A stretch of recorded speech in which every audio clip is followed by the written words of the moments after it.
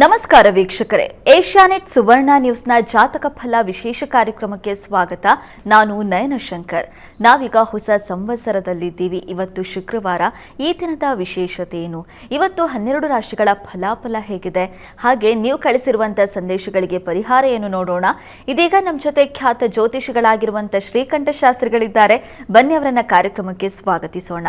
ಶಾಸ್ತ್ರಿಗಳೇ, ಕಾರ್ಯಕ್ರಮಕ್ಕೆ ಸ್ವಾಗತ. ನಮಸ್ಕಾರ. ಶಾಸ್ತ್ರಿಗಳೇ, ಹೊಸ ಸಂವತ್ಸರದಲ್ಲಿದ್ದೀವಿ. ಶುಕ್ರವಾರ ಕೂಡ ಇವತ್ತು. ಈ ದಿನದ ವಿಶೇಷತೆ ತಿಳಿಸೋದಾದ್ರೆ? ಶ್ರೀ ಗುರುಭ್ಯೋ ನಮಃ. ಹರಿ ಓಂ. ಮೂರ್ತಿತ್ವೇ ಪರಿಕಲ್ಪಿತ ಶಶಿಭೃತೌ ವರ್ತ್ಮಾ ಪುನರ್ಜನ್ಮನ ಆತ್ಮೇತ್ಯಾತ್ಮವಿಧಾಂ ಕೃತುಶ್ಚ ಯಜತಾಂ ಭರ್ತ ಅಮರಜ್ಯೋತಿಷಾಂ ಲೋಕಾನಾಂ ಪ್ರಳಯೋದ್ಭವ ಸ್ಥಿತಿ ವಿಭಶ್ಚಾನೇಕಧಾ ಶಶ್ರಿತೌ ವಾಚನ್ನ ಸದದಾತ್ವನೇಕ ಕಿರಣಃ ತ್ರೈಲೋಕ್ಯ ದೀಪೋ ರವಿಃ. ಸಮಸ್ತ ವೀಕ್ಷಕರಿಗೆ ಶುಭೋದಯ, ಶುಭ ಬೆಳಗು. ಈ ದಿನದ ಸಂದೇಶಗಳನ್ನು ಪರಿಶೀಲಿಸುವ ಪೂರ್ವದಲ್ಲಿ ಹೊತ್ತಿನ ಪಂಚಾಂಗವನ್ನು ಗಮನಿಸಿಕೊಳ್ಳೋಣ. ಶ್ರೀ ಪರಾಭವ ನಾಮ ಸಂವತ್ಸರ, ಉತ್ತರಾಯಣ, ವಸಂತ ಋತು, ಚೈತ್ರ ಮಾಸ, ಶುಕ್ಲ ಪಕ್ಷವಾಗಿದೆ. ಈ ದಿವಸ ಶುಕ್ರವಾರವಾಗಿರತಕ್ಕಂಥದ್ದು. ದ್ವಿತೀಯ ತಿಥಿ, ರೇವತಿ ನಕ್ಷತ್ರ. ಈ ದಿವಸ ನಾವು ಶರನ್ನವರಾತ್ರಿ ಮಾಡುವ ಹಾಗೆ ಈಗ ವಸಂತ ನವರಾತ್ರಿ ಅಂತ ಮಾಡ್ತಕ್ಕಂಥದ್ದಿದೆ. ಈ ವಸಂತ ಮಾಸದಲ್ಲಿ ನವಮಿಯವರೆಗೆ ಇದನ್ನು ವಸಂತ ನವರಾತ್ರಿ ಅಂತ ಕರೀತಾರೆ. ರಾಮನವಮಿಗೆ ಅದು ಅಂತ್ಯವಾಗುತ್ತೆ. ಈ ಕಾಲದಲ್ಲಿ ನಾವು ರಾಮಾಯಣ ಪಾರಾಯಣ, ಸುಂದರಕಾಂಡ ಪಾರಾಯಣ, ಭಾಗವತ ಪಾರಾಯಣ ಇತ್ಯಾದಿಗಳನ್ನು ಮಾಡೋದರಿಂದ ನಮಗೆ ಅಭೂತಪೂರ್ವವಾದ ಗೆಲುವು ಸಿಗುತ್ತೆ. ಅಷ್ಟೇ ಅಲ್ಲ, ನಮಗೆ ಮನಸ್ಸಿಗೆ ಒಂದು ನಿರಾಳತೆ, ನೆಮ್ಮದಿ ಸಿಗುತ್ತೆ. ನಾವು ಅಲ್ಲಿ ವಸಂತ ಶರತ್ಕಾಲದಲ್ಲಿ, ಶರನ್ನವರಾತ್ರಿಯಲ್ಲಿ ನಾವು ಗೆಲುವಿಗಾಗಿ ಮಾಡ್ತೀವಿ. ಅಲ್ಲಿ ಪೂಜೆ ಮಾಡ್ತಕ್ಕಂಥದ್ದು, ಅಲ್ಲಿ ಅಮ್ಮನವರ ಪ್ರಾರ್ಥನೆ, ಸಪ್ತಶತಿ ಪಾರಾಯಣ ಇತ್ಯಾದಿಗಳನ್ನೆಲ್ಲ ಮಾಡ್ತೀವಲ್ವ 9 ದಿವಸಗಳ ಕಾಲ. ಅಲ್ಲಿ ಯಾವುದಾದ್ರೂ ಒಂದು ಕ್ಲಿಷ್ಟವಾದದ್ದನ್ನು, ಕಠಿಣವಾದದ್ದನ್ನು, ಯುದ್ಧ ಇಂತಹ ಸಂದರ್ಭಗಳನ್ನು ಗೆಲ್ಲಲಿಕ್ಕೆ ಅದು. ಈ ನವರಾತ್ರಿ ಮನಸ್ಸಿನ ಕ್ಷೋಭೆಗಳನ್ನು ಗೆಲ್ಲಲಿಕ್ಕೆ, ಅದು ಲೌಕಿಕದಲ್ಲಿ ಆಗ್ತಕ್ಕಂಥ ಅವಘಡಗಳು ಅಥವಾ ಇನ್ಯಾವುದೋ ಒಂದು ಸಂದರ್ಭಗಳನ್ನು ಎದುರಿಸಬೇಕಾದರೆ ಆ ಶಕ್ತಿ ಬೇಕಾಗುತ್ತೆ. ಇಲ್ಲಿ ಮನಸ್ಸಿಗಾದ ಕ್ಷೋಭೆಯನ್ನು ಎದುರಿಸಲಿಕ್ಕೆ ರಾಮನ ಒಂದು ಬಲ ಬೇಕಾಗುತ್ತೆ. ಈ ಕಾರಣದಿಂದಾಗಿ ಈ ಸಂದರ್ಭದಲ್ಲಿ ರಾಮಾಯಣ ಪಾರಾಯಣ ಮಾಡ್ತಕ್ಕಂಥದ್ದು, ಸುಂದರಕಾಂಡ ಪಾರಾಯಣ ಮಾಡ್ತಕ್ಕಂಥದ್ದು ಇವೆಲ್ಲ ತುಂಬ ಮುಖ್ಯವಾದದ್ದು. ಈ ದಿವಸ ರೇವತಿ ನಕ್ಷತ್ರ ತುಂಬ ಚೆನ್ನಾಗಿದೆ, ಪ್ರಶಸ್ತವಾದ ನಕ್ಷತ್ರ. ಚಂದ್ರ ದರ್ಶನ ಕೂಡ ಯುಗಾದಿಯ ಪ್ರತಿಪದ್ ದ್ವಿತೀಯ ದಿವಸ ಅಂದರೆ 2ನೇ ದಿವಸ ಚಂದ್ರ ದರ್ಶನ ನಮ್ಮಲ್ಲಿ ಇದೆ. ಶಾಸ್ತ್ರದಲ್ಲೇ ಪಂಚಾಂಗಗಳಲ್ಲಿ ಸೂಚಿಸಿಬಿಟ್ಟಿರ್ತಾರೆ ಈ ದಿವಸ ಚಂದ್ರ ದರ್ಶನ ಅಂತ. ಆ ದಿವಸ ತಪ್ಪದೆ ನೀವು ಚಂದ್ರ ದರ್ಶನ ಮಾಡಿ. ಎಷ್ಟು ಚೆನ್ನಾಗಿರುತ್ತೆ ಅಂದರೆ, ದ್ವಿತೀಯದ ಚಂದ್ರ ಇಡೀ ಆ ದಿಗ್ವಧು, ಕುವೆಂಪು ಅವ್ರ ಮಾತೇ ನೆನಪಾಗುತ್ತೆ. ಆಗ ದಿಕ್ಕಂತಂದ್ರೆ ಆ ದಿಕ್ಕನ್ನು ವಧುವಿಗೆ ತಿಲಕವಿಟ್ಟ ಹಾಗಿರುತ್ತೆ ಚಂದ್ರ. ಆ ದ್ವಿತೀಯದ ಚಂದ್ರ, ಆ ಚಂದ್ರ ತಿಲಕ ನೀವು ನೋಡಿರ್ತೀರ. ಅಂದರೆ ನಿಮ್ಮ ಹಣೆಗೆ ಇಟ್ಕೊಳ್ತಿರಲ್ಲ, ಹೆಣ್ಮಕ್ಳೆಲ್ಲ ಹೀಗೆ ಇಟ್ಕೊಳ್ತಾರೆ ನೋಡಿ. ಆ ರೀತಿಯಲ್ಲಿ ಇಡೀ ಆಗಸ ಅನ್ನುವ ದಿಗ್ವಧುವಿಗೆ, ಕನ್ಯೆಗೆ ತಿಲಕ ಇಟ್ಟ ಹಾಗೆ ಚಂದ್ರ ಶೋಭಿಸ್ತಾ ಇರ್ತಾನೆ. ತುಂಬ ಮನಸ್ಸಿಗೆ ಆನಂದ ಅನ್ನೋದು ಎಲ್ಲಿದೆ? ಇಲ್ಲಿದೆ. ಚಂದ್ರ ದರ್ಶನ ಮಾಡಿದವರಿಗೆ ಅದರ ಔನ್ನತ್ಯ ಗೊತ್ತು. ಮೊನ್ನೆ ಹೋಳಿ ಹುಣ್ಣಿಮೆ ದಿವಸ ಚಂದ್ರ ಗ್ರಹಣ ನಂತರದಲ್ಲಿ ಚಂದ್ರ ಕಂಗೊಳಿಸ್ತಾ ಇದ್ದ ಅಂತಂದರೆ ಅತಿಶಯವಾದ ಸೌಂದರ್ಯ ಒಂದು. ಅದಕ್ಕೆ ಯಾವ ಪದಗಳನ್ನು ಕಟ್ಟಿ ಚಂದ್ರನನ್ನು ವರ್ಣಿಸೋದು ಹೇಳಿ? ಅದು ಭಗವಂತನೇ ಭೂಮಿಗೆ ಇಳೆಬಿಟ್ಟ ಬಂಗಾರದ ಫಲವೇನೋ ಅನ್ನೋ ರೀತಿಯಲ್ಲಿ ಹೊಳಿತಾ ಇದ್ದ. ಅದನ್ನು ತಕ್ಕೊಳ್ಳೋಕ್ಕಾಗಲ್ಲ. ಲೌಕಿಕ ಜನರಿಗೆ ಬಂಗಾರ ಕಂಡ್ರೆ ಆಸೆ ಕಿತ್ತು ಹರಿದು ತಿಂದು ಬಿಡ್ತಾ ಇದ್ರೇನೋ, ಹಾಗೆ ಯಾರ ಕೈಗೂ ಸಿಗದ ಹಾಗೆ ಇಳೆಬಿಟ್ಟಂಥ ಒಂದು ಬಂಗಾರದ ಫಲ ನೋಡಿ ಸಂತೋಷ ಪಡಬೇಕಷ್ಟೆ. ಆ ರೀತಿಯಲ್ಲಿ ಭಗವಂತ ಅದನ್ನು ಕಳಿಸಿದಾನೇನೋ ಅನ್ನೋ ರೀತಿಯಲ್ಲಿ ಇತ್ತು. ಆ ರೀತಿಯಲ್ಲಿ ಅಂದರೆ ಚಂದ್ರ ದರ್ಶನ ಅನ್ನೋದು ಪ್ರತಿ ದಿವಸ ನಾವು, ಅದು ಮನಸ್ಸಿಗೆ ಆಹ್ಲಾದ ಕೊಡುತ್ತೆ. ಹೀಗಾಗಿ ಚಂದ್ರ ದರ್ಶನ ಮಾಡಿ ಚಂದ್ರನ ಸ್ಮರಣೆ, ಪ್ರಾರ್ಥನೆಗಳು ನಮ್ಮ ಮನಸ್ಸಿನ ಕ್ಷೋಭೆಯನ್ನು ಅಳಿಸ್ಲಿಕ್ಕಿರ್ತಕ್ಕಂಥ ಮೊದಲ ಮೆಟ್ಟಿಲು. ಆಮೇಲೆ ರಾಮಾಯಣ ಪಾರಾಯಣದಿಂದ ಸಂಪೂರ್ಣ ಅಳಿಸಿ ಹೋಗುತ್ತೆ. ಹೀಗಾಗಿ ತಪ್ಪದೆ ಚಂದ್ರ ದರ್ಶನ ಮಾಡಿ, ರಾಮಾಯಣ ಪಾರಾಯಣ, ಕಥಾಶ್ರವಣ, ಯಾವುದಾದ್ರು ರಾಮನಾಮ ಸ್ಮರಣೆ ಮಾಡಿದ್ರೂ ಸಾಕಾಗುತ್ತೆ. 9 ದಿನಗಳ ಕಾಲ ರಾಮನವಮಿಯವರೆಗೆ ನಿರಂತರವಾಗಿ ಅದನ್ನು ಮಾಡಿ. ಒಳ್ಳೆಯದಾಗಲಿ. ಶಾಸ್ತ್ರಿಗಳೇ, ವಸಂತ ನವರಾತ್ರಿ ಪ್ರಾರಂಭ ಆಗ್ತಾ ಇದೆ. ಇತ್ತೀಚಿನ ದಿನಗಳಲ್ಲಿ ಒತ್ತಡದ ಬದುಕಲ್ಲಿ ಮಾನಸಿಕ ನೆಮ್ಮದಿಯನ್ನು ಯಾವ ರೀತಿ ಕಂಡುಕೊಳ್ಳೋದು ಅಂತ ಸಾಕಷ್ಟು ಜನ ಹುಡುಕಾಡ್ತಾ ಇರ್ತಾರೆ. ಅವರು ಈ ವಸಂತ ನವರಾತ್ರಿಯ ರಾಮಜಪವನ್ನು ಮಾಡೋದ್ರಿಂದ, ಚಂದ್ರನ ದರ್ಶನವನ್ನು ಮಾಡೋದ್ರಿಂದ ಅದನ್ನು ಕಂಡುಕೊಳ್ಬಹುದು ಅನ್ನೋದನ್ನು ತಿಳಿಸ್ಕೊಟ್ಟಿದ್ದೀರಾ. ಈಗ ವೀಕ್ಷಕರು ಕಳಿಸಿರೋ ಸಂದೇಶವನ್ನು ನೋಡೋಣ ಶಾಸ್ತ್ರಿಗಳೇ. ಮೊದಲನೇ ಸಂದೇಶವನ್ನು ಹೊಸೂರಿನಿಂದ ಮಂಜುನಾಥ್ ಅವರು ಕಳಿಸಿದ್ದಾರೆ. ಮಂಜುನಾಥ್ ಅವರ ಜನ್ಮ ದಿನಾಂಕ 3/5/1976. ಹುಟ್ಟಿದ ಸಮಯ ಬೆಳಗಿನ ಜಾವ 5:30. ಆರೋಗ್ಯ ಹೇಗಿದೆ ತಿಳಿಸ್ಕೊಡಿ ಅಂತ ಪ್ರಶ್ನೆ ಕೇಳಿದ್ದಾರೆ ಶಾಸ್ತ್ರಿಗಳೇ. ಮಂಜುನಾಥ್ ಅವರ ಪ್ರಶ್ನೆ ಆರೋಗ್ಯದ ಬಗ್ಗೆ ಇದೆ ಅಲ್ವಾ? ಹೌದು ಶಾಸ್ತ್ರಿಗಳೇ. ಜಾತಕ ನೋಡೋಣ. ನೋಡಿ, ತಮ್ಮ ಜಾತಕವನ್ನು ಪರಿಶೀಲಿಸಿದ್ರೆ ಇದು ಮೇಷಲಗ್ನವಾಗಿದೆ. ಲಗ್ನದಲ್ಲಿ ರವಿ ಬಲಿಷ್ಠನಾಗಿದ್ದಾನೆ, ತುಂಬ ಒಳ್ಳೆಯದು. ಪ್ರಸ್ತುತ ಕಾಲವನ್ನು ನೋಡೋಣ. ಈಗ ಶನಿ ದಶೆಯಲ್ಲಿ ತಮಗೆ ನಡೀತಾ ಇರತಕ್ಕಂಥದ್ದು ಚಂದ್ರನ ಭುಕ್ತಿ ನಡೀತಾ ಇದೆ. ಶನಿಚಂದ್ರರ ದಶಾಭುಕ್ತಿ ಕಾಲ ನಡೀತಾ ಇದೆ. ನಿಮಗೆ ಚಂದ್ರ ಶುಕ್ಲ ಪಕ್ಷದ ಚತುರ್ಥಿಯಲ್ಲಿ ಚಂದ್ರ ನಿಮ್ಮ ಲಗ್ನದಿಂದ ದ್ವಿತೀಯದಲ್ಲಿದ್ದಾನೆ. ಆತಂಕ ಬೇಡ. ನಿಮಗೆ ಶನೈಶ್ಚರ ಚಂದ್ರನ ಮನೆಯಲ್ಲಿದ್ದಾನೆ. ನೋಡಿ, ಅಮ್ಮನವರ ಸನ್ನಿಧಾನದಲ್ಲಿ ರುದ್ರಾಭಿಷೇಕ ಮಾಡಿಸಿ. ಪ್ರತಿ ಸೋಮವಾರ ರುದ್ರಾಭಿಷೇಕ ಮಾಡಿಸಿ. ಸ್ವಲ್ಪ ಸಾಧ್ಯವಾದರೆ ಸ್ವಲ್ಪ ಎಳ್ಳು ಹಾಗೂ ಅಕ್ಕಿ ಇವೆರಡನ್ನು ಸೋಮವಾರ ಅಮ್ಮನವರ ಸನ್ನಿಧಾನಕ್ಕೆ ಕೊಟ್ಟು ಬನ್ನಿ. ಹೀಗೆ 11 ಸೋಮವಾರ ಮಾಡಿ. ತುಂಬ ಮೊದಲನೇ ಸೋಮವಾರದಿಂದಲೇ ನಿಮಗೆ ಒಂದು ಸಹಾಯ ಸಿಕ್ಬಿಡುತ್ತೆ. ಆತಂಕ ಮಾಡ್ಕೋಬೇಡಿ, ಮಾಡಿ. ಆರೋಗ್ಯದಲ್ಲಿ ಏನು ಅಂಥ ಪ್ರಮಾದ ಏನೂ ಇಲ್ಲ. ದುರ್ಗಾ ಸನ್ನಿಧಾನದಲ್ಲಿ ಮಾಡುವ ಅಭಿಷೇಕ ನಿಮಗೆ ವರವಾಗುತ್ತೆ. ಒಳ್ಳೆಯದಾಗಲಿ. ಸರಿ ಶಾಸ್ತ್ರಿಗಳೇ, ಮುಂದಿನ ಸಂದೇಶವನ್ನು ಹಾಸನದಿಂದ ಸಮರ್ಥ ಅವರು ಕಳಿಸಿದ್ದಾರೆ. ಸಮರ್ಥ ಅವರ ಜನ್ಮ ದಿನಾಂಕ 18/4/2008. ಹುಟ್ಟಿದ ಸಮಯ ಬೆಳಗಿನ ಜಾವ 4:30. ಶಿಕ್ಷಣ ಹಾಗೆ ಕೆಲಸದ ಬಗ್ಗೆ ತಿಳಿಸ್ಕೊಡಿ ಅಂತ ಪ್ರಶ್ನೆ ಕೇಳಿದ್ದಾರೆ ಶಾಸ್ತ್ರಿಗಳೇ. ಸಮರ್ಥ ಅವರ ಪ್ರಶ್ನೆ ಶಿಕ್ಷಣ ಮತ್ತು ಆರೋಗ್ಯದ ಬಗ್ಗೆ ಇದೆ. ಹೌದು ಶಾಸ್ತ್ರಿಗಳೇ. ಜಾತಕ ನೋಡೋಣ. ನೋಡಿ, ಇದು ಮೀನ ಲಗ್ನವಾಗಿದೆ. ಲಗ್ನದಲ್ಲಿ ಶುಕ್ರ ಬಲಿಷ್ಠನಾಗಿದ್ದಾನೆ, ತುಂಬ ಒಳ್ಳೆಯದು. ಇದನ್ನು ಮಾಲವೀಯ ಯೋಗ ಅಂತ ಕರೀತಾರೆ. ಸುಖಭುಕ್ತ ಸುವಾಹನ ಯಶಾಹ ಅಂತ. ಸುಖ, ನೆಮ್ಮದಿ, ಶಾಂತಿ, ಬೇಕಂದಾಗ ಬೇಕಾಗಿರ್ತಕ್ಕಂಥ ಸೌಖ್ಯ ಸಿದ್ಧಿ ಉಪಕರಣಗಳು ಅವೆಲ್ಲ ಸಿಗುತ್ತೆ ಅಂತ. ತುಂಬ ಚೆನ್ನಾಗಿದೆ. ಆದರೆ ವಿದ್ಯೆಯಲ್ಲಿ ಸಿಗಬೇಕು, ಅದು ನಿಜವಾದ ಸೌಖ್ಯ. ಈಗ ನಿಮಗೆ ಪ್ರಸ್ತುತ ಕಾಲವನ್ನು ನೋಡಿದ್ರೆ ಈಗ ನಿಮಗೆ ಕುಜರಾಹು ಸಂಧಿ ಶಾಂತಿ ಕಾಲ ನಡೀತಾ ಇದೆ. ಈಗ ನಾಳೆ ಏಪ್ರಿಲ್ನ ಶುರುವಾಗುತ್ತೆ. ಹೀಗಾಗಿ ಏಪ್ರಿಲ್ನಲ್ಲಿ ಮುಂದಿನ ತಿಂಗಳು ನೀವು ಈ ಶಾಂತಿಯನ್ನು, ಕುಜರಾಹು ಸಂಧಿ ಶಾಂತಿಯನ್ನು ದಯವಿಟ್ಟು ಮಾಡಿಸಿ. ಅದು ನಿಮಗೆ ಆರೋಗ್ಯದಲ್ಲಿ ಸ್ವಲ್ಪ ಏರುಪೇರು ಉಂಟು ಮಾಡುತ್ತೆ. ಸಂಧಿಶಾಂತಿ ನಂತರದಲ್ಲಿ ತುಂಬ ಅನುಕೂಲ ಆಗುತ್ತೆ ನಿಮಗೆ. ಮಾಲವೀಯ ಯೋಗ ಅಲ್ಲ, ಹಂಸಯೋಗ ಕೂಡ ಇದೆ. ದ್ವಿತೀಯದಲ್ಲಿ ಬುಧಾದಿತ್ಯ ಯೋಗ ಇದೆ. ಚೆನ್ನಾಗಿ ಓದಿದ್ರೆ ನೋಡಿಪ್ಪ, ನೀವು MBBS ಮಾಡಬಹುದು, ತುಂಬ ಚೆನ್ನಾಗಿದೆ. ಅಥವಾ ಅದರಲ್ಲೇ ನೀವು ಮಾಸ್ಟರ್ಸ್ ಮಾಡಿ ಹಲವಾರು ಜನರಿಗೆ ಮಾರ್ಗದರ್ಶನ ಮಾಡುವ ಶಕ್ತಿ ಕೂಡ ಇದೆ. ತುಂಬ ಚೆನ್ನಾಗಿದೆ. ಸ್ವಲ್ಪ ಓದಬೇಕು ಚೆನ್ನಾಗಿ. ಸುಬ್ರಹ್ಮಣ್ಯನ ಪ್ರಾರ್ಥನೆ, ಸುಬ್ರಹ್ಮಣ್ಯ ಸನ್ನಿಧಾನಕ್ಕೆ ಹೋಗಿ ಸ್ವಲ್ಪ ಕೊಬ್ಬರಿ ಕಲಸಕ್ಕರೆ ಪ್ರತಿ ಮಂಗಳವಾರ ಕೊಟ್ಟು ಬನ್ನಿ, ನೋಡಿ.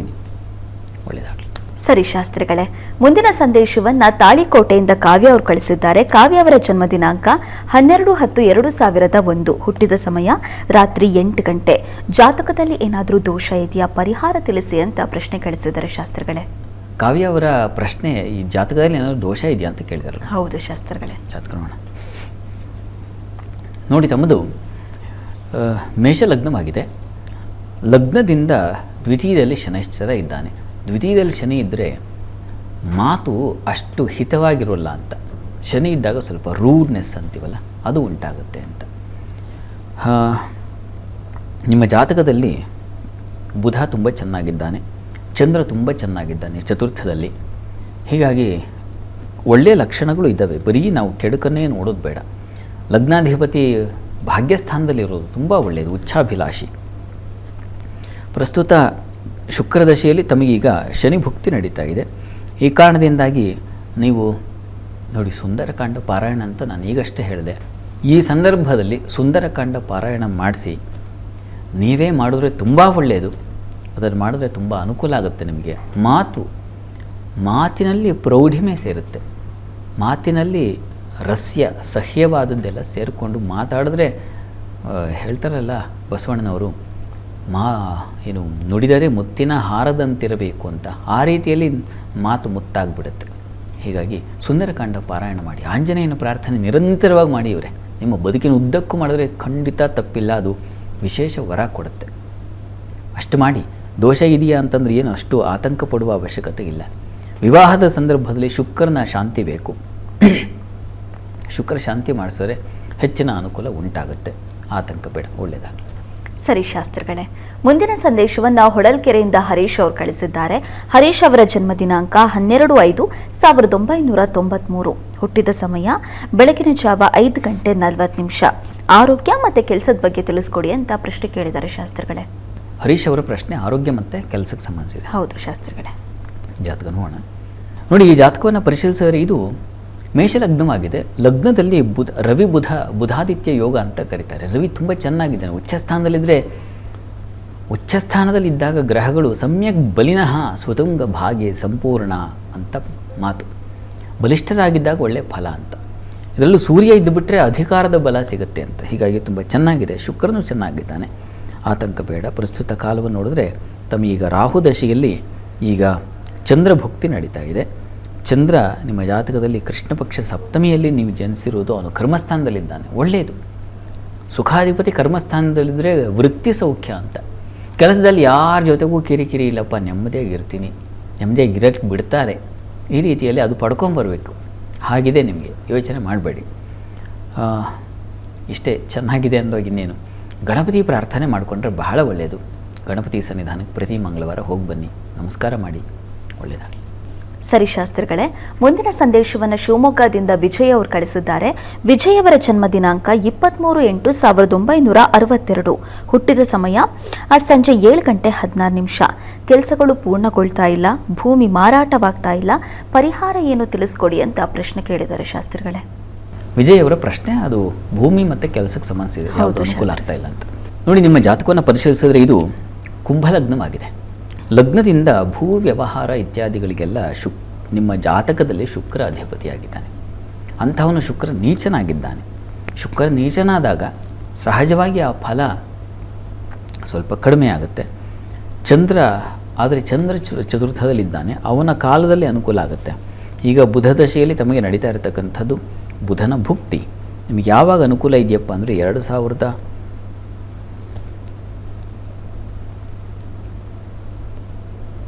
2030 ಸೆಪ್ಟೆಂಬರ್ ದಾಟಬೇಕು. ಆಮೇಲೆ ತುಂಬ ಇವಾಗ ಚೆನ್ನಾಗಿಲ್ವ ಅಂತಲ್ಲ, ಈಗಲೂ ಚೆನ್ನಾಗಿದೆ. ಆದರೆ ಅಷ್ಟಮಾಧಿಪತಿ ಆಗಿದ್ದಾನೆ, ದುಸ್ಥಾನದ ಅಧಿಪತಿ ಕಾಲ ನಡೀತಾ ಇದೆ ಬುಧಂದು.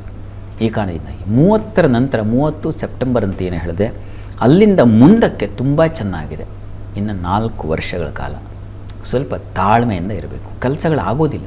ಇದಕ್ಕೇನು ಪರಿಹಾರ ಅಂತಂದರೆ, ಪ್ರತಿ ದಿವಸ ಶ್ರದ್ಧೆಯಿಂದ ವಿಷ್ಣು ಸಹಸ್ರನಾಮ ಹೇಳ್ಕೊಳ್ಳಿ. ನೋಡಿ, ತುಂಬ ನಿಮ್ಮ ಮನಸ್ಸಿಗೆ ಒಂದು ದೊಡ್ಡ ಸಮಾಧಾನ ಸಿಗುತ್ತೆ ವಿಷ್ಣು ಸಹಸ್ರನಾಮದಿಂದ. ತಪ್ಪದೇ ಶ್ರದ್ಧೆಯಿಂದ ಮಾಡಿ, ಒಳ್ಳೆಯದಾಗ. ಇವತ್ತು 12 ರಾಶಿಗಳ ಫಲಾಫಲ ಹೇಗಿದೆ ನೋಡೋಣ ಶಾಸ್ತ್ರಿಗಳೇ. ಮೊದಲಿಗೆ ಮೇಷರಾಶಿಯಿಂದ ಕನ್ಯಾ ರಾಶಿವರೆಗಿನ ಈ ದಿನದ ಫಲಾಫಲವನ್ನು ತಿಳಿಸೋದಾದರೆ, 12 ರಾಶಿಗಳ ಫಲಾಫಲ ತಿಳಿಯೋ ಮುನ್ನ ಈ ಹೊತ್ತಿನ ಗ್ರಹಸ್ಥಿತಿಯನ್ನು ಗಮನಿಸ್ಕೊಳ್ಳೋದಾದರೆ, ಮೇಷರಾಶಿಯಲ್ಲಿ ದಿವಸ ಮಂದಬುದ್ಧಿಯಾಗಿದೆ. ಮಿಥುನ ರಾಶಿಯಲ್ಲಿ ಗುರು ಇರತಕ್ಕಂಥದ್ದು, ಕೇತು ಇರತಕ್ಕಂಥದ್ದು. ಸಿಂಹರಾಶಿಯಲ್ಲಿ ಕುಜ ಬುಧ ರಾಹು ಗಮನಿಸ್ತಾ ಇದ್ದೀವಿ, ಅದು ಕುಂಭರಾಶಿಯಲ್ಲಿ.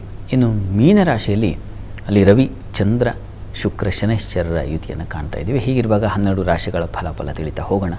ಮೊದಲಿಗೆ ಮೇಷರಾಶಿಯವರೆಗೆ ದಿವಸ ಸ್ವಲ್ಪ ಅತಿಯಾದ ಪರಿಶ್ರಮ ಉಂಟಾಗುತ್ತೆ. ಕೆಲಸದಲ್ಲಿ ಒತ್ತಡ, ಪರಿಶ್ರಮ, ಹೆಣ್ಣುಮಕ್ಕಳಿಗೆ ಬಂಧುಗಳಲ್ಲಿ ಮಿತ್ರರಲ್ಲಿ ಅಸಮಾಧಾನ, ಅವರಿಂದ ಏನೋ ಒಂದು ಬೇಸರದ ಮಾತುಗಳು.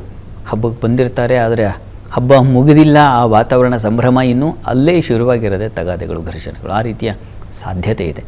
ಮತ್ತು ಆರೋಗ್ಯದಲ್ಲಿ ಸ್ವಲ್ಪ ಏರುಪೇರಾಗುವ ಸಾಧ್ಯತೆ, ತಲೆ ಭಾಗದಲ್ಲಿ ಯೋಚನೆ ಮಾಡಿ ಏನೋ ತಲೆನೋವು, ಈ ರೀತಿಯ ಒಂದು ಸಾಧ್ಯತೆ ಕೂಡ ಇದೆ. ಹೀಗಾಗಿ ಸುಬ್ರಹ್ಮಣ್ಯ ಸನ್ನಿಧಾನಕ್ಕೆ ಹೋಗಿ ಬನ್ನಿ. ಸುಬ್ರಹ್ಮಣ್ಯ ಸನ್ನಿಧಾನದಲ್ಲಿ ಒಂದು ವಿಶೇಷವಾದ ಅಭಿಷೇಕ ಮಾಡಿಸಿ ಒಂದು ತೀರ್ಥ ಸೇವನೆ ಮಾಡಿ. ಇನ್ನು ವೃಷಭ ರಾಶಿಯವರಿಗೆ ಈ ದಿವಸ ನಿಮಗೆ ಲಾಭ ಅತಿಯಾಗಿದೆ. ಹೆಚ್ಚಿನ ಲಾಭ ಗಳಿಕೆಗೆ ಅವಕಾಶ ಇದೆ ಈ ದಿವಸ. ವಸ್ತ್ರಾಭರಣ ವ್ಯಾಪಾರಿಗಳಿಗೆ, ವಸ್ತ್ರಾಲಂಕಾರ ವ್ಯಾಪಾರಿಗಳಿಗೆ, ಕೃಷಿ, ಧಾನ್ಯ ಮತ್ತು ಹಾಲು, ಹೈನು, ಮೊಸರು, ಹೂವು, ಹಣ್ಣು, ಈ ರೀತಿಯ ವ್ಯಾಪಾರಿಗಳಿಗೆಲ್ಲ ತುಂಬ ಲಾಭದಾಯಕವಾಗಿದೆ ಈ ದಿವಸ. ಸ್ವಲ್ಪ ಕಾಲಿಗೆ ಪೆಟ್ಟು ಬೀಳಬಹುದು, ಹುಷಾರಾಗಿ ಓಡಾಡಿ. ಉಳಿದ ಹಾಗೆ ದಿವಸ ಸಂಗಾತಿಯಲ್ಲಿ ಸಾಮರಸ್ಯತೆ, ಸಂಗಾತಿಯಿಂದ ಸಹಾಯ, ಅನುಕೂಲ ಚೆನ್ನಾಗಿದೆ ಇವರೇ. ಪ್ರಾರ್ಥನೆಗೆ ಈ ದಿವಸ ನಿಮಗೆ ದುರ್ಗಾ ಕವಚ ಹೇಳಿಕೊಳ್ಳಿ. ಇನ್ನು ಮಿಥುನ ರಾಶಿಯವರಿಗೆ ದಿವಸ ವೃತ್ತಿಯಲ್ಲಿ ತುಂಬ ಚೆನ್ನಾಗಿದೆ. ಸಹಾಯ, ಸಹಕಾರ, ಅನುಕೂಲಗಳು ಚೆನ್ನಾಗಿದೆ. ವಿದೇಶ ಸಂಪರ್ಕಗಳು ಅಥವಾ ವ್ಯವಹಾರಗಳಲ್ಲಿ ಲಾಭಗಳು ಇತ್ಯಾದಿಗಳನ್ನು ಕಾಣಲಿಕ್ಕೆ ಅವಕಾಶ ಇದೆ. ಶುಭದಾಯಕವಾಗಿದೆ ಈ ದಿವಸ. ನಿಮಗೆ ಕುಟುಂಬದಲ್ಲಿ ರಕ್ಷಣೆ, ಅನ್ಯೋನ್ಯತೆ, ಸಂತೋಷದ ಸಂದರ್ಭಗಳು ಇದೆಲ್ಲ ತುಂಬ ಚೆನ್ನಾಗಿದೆ. ಸಂಗಾತಿಯಲ್ಲಿ ಸಾಮರಸ್ಯ ಇದೆಲ್ಲ ಚೆನ್ನಾಗಿದೆ. ಪ್ರಾರ್ಥನೆಗೆ ದಿವಸ ಇಷ್ಟ ದೇವತಾ ಆರಾಧನೆ ಮಾಡಿ. ಇನ್ನು ಕರ್ಕಟಕ ರಾಶಿ, ಕರ್ಕಟಕ ರಾಶಿಯವರಿಗೆ ದಿವಸ ಧರ್ಮ ಕಾರ್ಯಗಳು, ಶುಭ ಕಾರ್ಯಗಳು, ಯಾವುದೋ ಒಂದು ಕ್ಷೇತ್ರ ದರ್ಶನ, ಈ ರೀತಿಯಲ್ಲಿ ಸ್ನೇಹಿತರ ಜೊತೆಗೆ, ತುಂಬ ಆತ್ಮೀಯರ ಜೊತೆಗೆ ದಿವಸ ದೇವಸ್ಥಾನಕ್ಕೆ ಹೋಗೋದು ಅಥವಾ ಇನ್ಯಾವುದೋ ಒಂದು ಶುಭ ಕಾರ್ಯಗಳಲ್ಲಿ ಪಾಲ್ಗೊಳ್ತಕ್ಕಂಥದ್ದು, ಆ ರೀತಿಯ ಒಂದು ಸಾಧ್ಯತೆ ಇದೆ.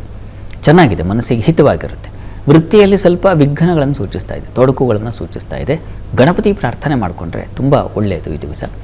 ಬಂಧು ಸ್ನೇಹಿತರು ಇತ್ಯಾದಿಗಳಲ್ಲೆಲ್ಲ ಒಂದು ಸಾಮರಸ್ಯ, ಸಹಬಾಳ್ವೆ ಚೆನ್ನಾಗಿದೆ ಈ ದಿವಸ. ಇನ್ನು ಸಿಂಹರಾಶಿ, ಸಿಂಹರಾಶಿಯವರಿಗೆ ವೃತ್ತಿಯಲ್ಲಿ ತುಂಬ ಅನುಕೂಲದ ಫಲಗಳನ್ನು ಕಾಣಬಹುದು ಈ ದಿವಸ.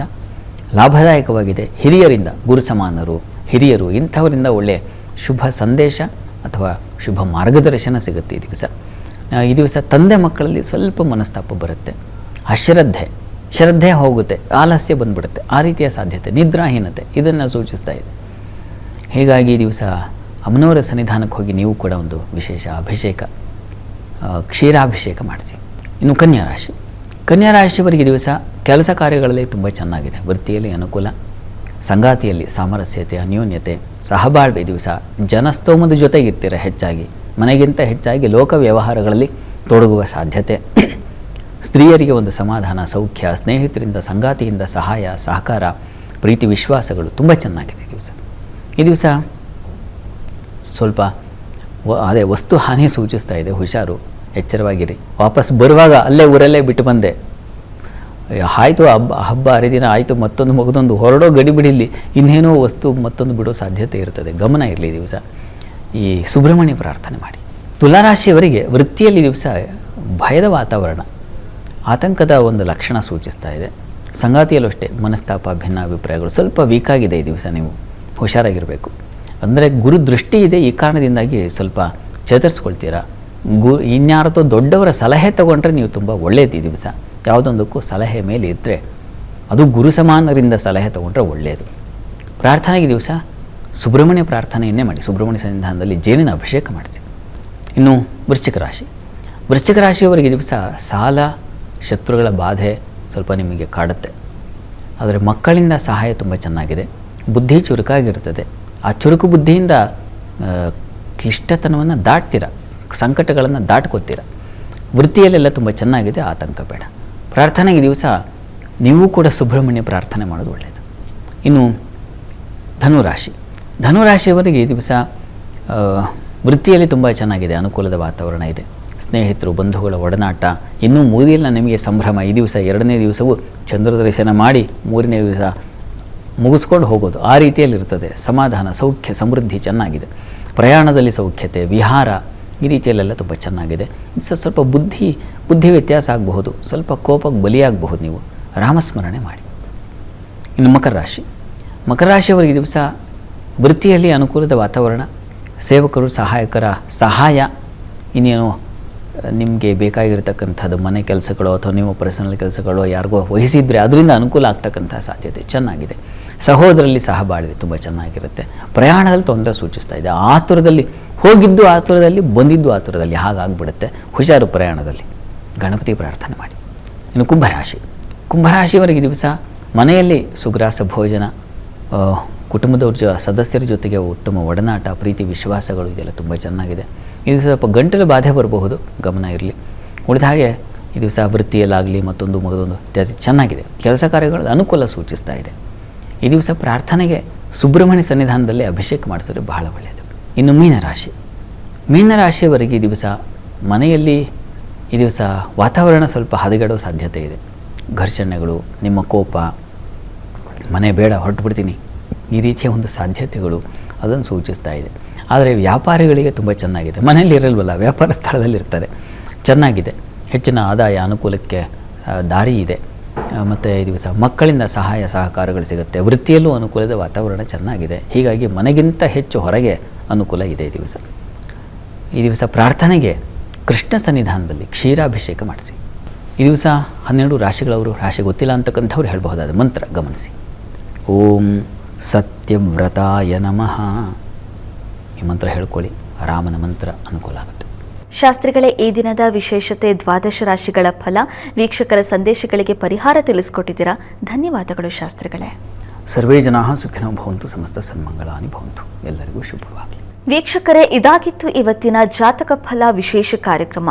ನೇರ ದಿಟ್ಟ ನಿರಂತರ ಸುದ್ದಿಗಾಗಿ ನೋಡ್ತಾ ಇರಿ ಏಷ್ಯಾನೆಟ್ ಸುವರ್ಣ ನ್ಯೂಸ್.